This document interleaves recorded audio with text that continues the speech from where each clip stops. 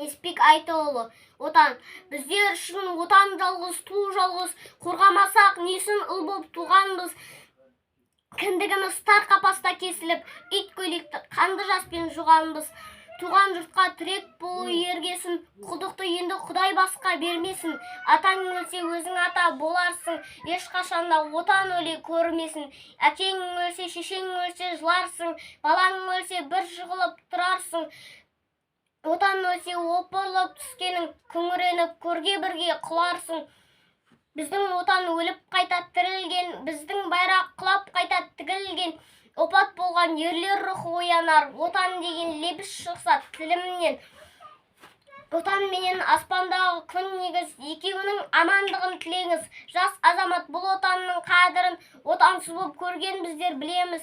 Керек қылса жолында оның құрбанбыз, бәріне де белді бекем болғанбыз.